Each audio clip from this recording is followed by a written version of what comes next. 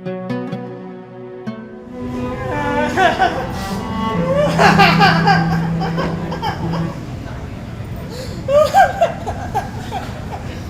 दीपू, क्यों रो रहा है? रोते नहीं बेटा, आज तो स्कूल से जल्दी चला आया। दादी, हाँ। मास्टर साहब ने मुझे स्कूल से निकाल दिया। क्या? स्कूल से निकाल दिया? कहते हैं तुम्हारे पिता सरकार के खिलाफ है, विद्रोही है। अच्छा दादी, ये विद्रोही क्या होता है? बेटा, ये देश हमारा है, इसको अंग्रेजों ने कब्जा कर रखा है। तेरे बाबूजी इन अंग्रेजों को इस देश से बाहर निकालने के लिए लड़ाई लड़ रहे हैं, इसीलिए उन्हें सब विद्रोही कहते हैं। तब तो मास्टर जी भी विद्रोही हुए, क्योंकि उन्होंने मुझे कान पकड़कर स्कूल के बाहर कर दिया। ऐसा नहीं कहते बेटा। अरे दीपू, आज तुम स्कूल से जल्दी आ गए? मास्टर साहब ने मुझे स्कूल से निकाल दिया और कहा तुम्हारे पिता सरकार के खिलाफ है, विद्रोही हैं, तुम अब स्कूल में नहीं पढ़ सकते। अच्छा। हाँ, मैं बाहर खेलने जाऊँ? अरे नहीं बेटी, अच्छे बच्चे घर के बाहर सड़क पे नहीं खेलते हैं। ये झोला लो और घर में जाओ और जाके अंदर खेलो।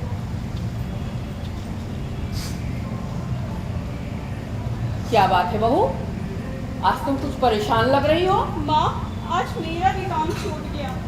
क्या? हे भगवान, अब क्या होगा? होना क्या है माँ जी, आप तो जानती हैं हमारे स्कूल के वो चेयरमैन राय साहब है ना, उन्हें एक क्रांतिकारी की पत्नी को अपने स्कूल में रखकर राय बहादुरी की पदवी थोड़ी ही गंवानी थी। हे राम, अब ये दिन भी देखना था। अरे 2 महीना से किराया नहीं दिया है। तेरे जाने के बाद मकान मालिक आया था, बक बक बक बक लगा रखा था, पता क्या करूं। माँ, ये तनख्वाह के 30 रुपए बने हैं, 10 रुपए तो किराए के ही निकल जाएंगे, बाकी बनिया का हिसाब चुकाना है। कैसे काम चलेगा? प्रभाकर बाबू, लो ओ प्रभाकर बाबू, आ गया शैतान। आ जा। अरे लाला जी, आप आइए, बैठिए। नमस्ते। नमस्ते से काम नहीं चलेगा, पहले मकान का किराया हाथ में रखो तब काम चलेगा। 2 महीने से मकान का किराया नहीं दिया है और मेरे घर पे भी कोई कुबेर का खजाना नहीं गड़ा हुआ है। मैं कहता हूँ अगर किराया नहीं दे सकते तो मकान खाली कर दो। और क्या, जमाना बड़ा खराब है माँ जी। प्रभाकर बाबू तो खुद तकलीफ उठा रहे हैं और आप लोग को तकलीफ दे रहे हैं। अरे मैं तो कहता हूँ सीधा से आ जाए, सरकारी गवाह बन जाए, नहीं तो सारी उम्र ऐसे ही गुजारनी पड़ेगी। तुमसे कितनी बार कहा है सीधे घर में मत आया करो। अरे जाओ, जाके बाहर बैठो, चले हैं हमें सीख देने के लिए। जाओ बाहर। अरे हम तो आपके भलाई के बारे में सोच रहे थे, अगर ऐसा है तो ठीक है, हम चले जाते हैं, बाहर ही बैठे हैं। और हाँ लाला जी, कुछ बात होगा तो बुला लीजिएगा। हाँ हाँ हाँ, और कान खोल कर सुन लो, हर महीने किराया हर सही समय पर मिल जाना चाहिए। और हाँ, इस महीने से किराया 5 रुपए की जगह 7 रुपए लूंगा, समझी? 7 7 रुपए? रुपए? हाँ, 7 रुपए। अगर नहीं दे सकते हो तो मकान खाली कर दो। अरे लाला, तुम तो बिना बात के ही बिगड़ जाते हो। ये ले, दे दे 10 रुपया चाहिए से। ये लो अपना किराया। और रही बात किराया बढ़ाने की, तो किराया ऐसे नहीं बढ़ सकता। हाँ? क्यों नहीं बढ़ा सकता?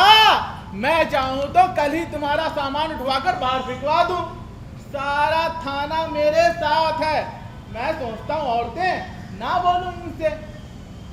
कल ही दरोगा साहब कह रहे थे। दरोगा के भरोसे ना रहना लाला। अरे जो आदमी इतने बड़े सरकार से लड़ सकता है, उसे पता चला ना तो तुम्हें और तुम्हारे घर को उठा के फिकवा देगा। अरे माँ जी, ऐसे नहीं कहते, जाने दीजिए ना। क्या जाने। अच्छा माँ जी, चल रहा हूँ, पर प्रभाकर बाबूजी ने भी पुलिस वालों को नाको चने चबा दिए। पर मैं भी क्या करूँ, पुलिस वाले रोज मुझे तंग किया करते हैं कि मकान खाली करवाओ, इसलिए चला आता हूँ। मालूम है लाला, मालूम अच्छा, है। चल रहा हूँ, अपना ख्याल रखिएगा, ठीक है? राम राम। राम राम। बहू, बहुत दिनों से प्रभाकर की कोई खबर नहीं है। पता नहीं ये भगवान क्या चाहता है। माँ जी, आप तो जानती हैं, भगवान उसी की परीक्षा लेता है जो कर्तव्य की आग में जलता है। भाभी, भाभी, बहू कौन हो देख, तुम? मैं हूँ मुरली। प्रणाम भाभी। प्रणाम। तुम प्रणाम माँ जी। खुश हो बेटा, खुश हो। बड़ी मुश्किल से आया हूँ।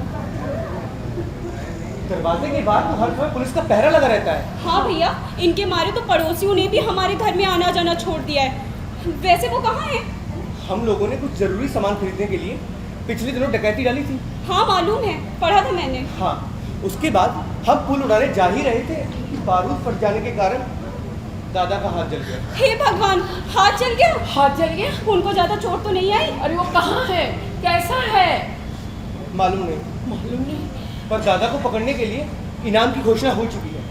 इससे हमें मालूम पड़ता है कि दादा अभी जिंदा है और पुलिस की गिरफ्त में नहीं आए हैं। हे भगवान, ना जाने वो किस हाल में होंगे।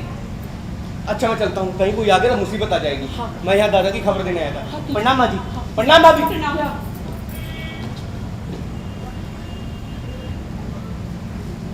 बहू, बहू, मैं तो मुरली को औरत के भेष में देख के दंग रह गई कि ये औरत कौन? क्या करे बेचारे, ना जाने इन लोगों को कब सफलता मिलेगी। भूखे प्यासे चिंता में अपने काम के लिए मारे मारे फिरते हैं। अब तो भगवान का ही आसरा है। अरे जो भाग्य में लिखा है वो तो होकर ही रहेगा।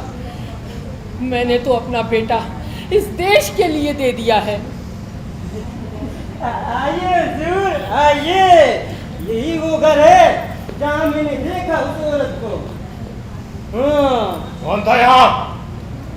कौन आया था? हवलदार जी साहब। जाओ सब जगह जाकर तलाश। ठीक है साहब। ए बुढ़िया, सीधी तरह बता दे, वो औरत कहाँ गई? कौन औरत? किसको पूछ रहे हो? यहाँ तो हम दो ही औरतें हैं? बिना पूछे घर में घुस आए? अरे अकेली औरतों के घर में घुस के तुम्हें शर्म नहीं आती है? बको मत, सीधी तरह बता दो कि वो औरत कहाँ गई। हुजूर, मैंने अपनी आंखों से देखा। मैंने अपनी आंखों से क्या देखा? मैंने देखा एक औरत को छत से नीचे आते हुए। मैं जैसे ही आपको खबर देने गया ना, वो हवा हो गई। देखो, मैं तुम लोगों को ले जाकर जेल में बंद कर दूंगा। सीधी तरह बता दे, नहीं तो तुम्हें बूढ़ी औरत पर हाथ उठाते शर्म नहीं आती? बड़े बहादुर बनते हो। अरे पुलिस की नौकरी दी की है तो क्या मनुष्यता ताक पे रख दी है तुमने? हरामजादी, उपदेश देती। सीधी तरह बता दे, न मार मार के खाल उधेड़ दूं। क्या तुम्हारे घर में माँ बहन नहीं है? बिना बात के हमारे घर में घुस आए और जल्लादों की तरह हमें मारने लगे। कह दिया ना मैंने कि कोई नहीं आया यहाँ। अरे हुजूर, इन आंखों ने कभी देखा नहीं खाया। जरूर एक औरत थी, सारा बदन कपड़ों से ढका हुआ था। मैंने अपनी आंखों से देखा। मैंने क्या देखा? मैंने देखा एक औरत को छत से नीचे आते हुए। लातों के भूत बातों से नहीं माने। सीधी तरह बता दे, वरना मार मार के खाल उधेड़ दूंगा। ये दो चार सिरफिरे लोगों के उखाड़े थोड़े ना उखड़ेगी बरतानिया सरकार।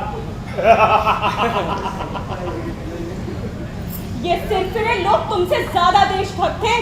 ये देश के लिए अपनी जान हथेली पर लेकर घूमते हैं।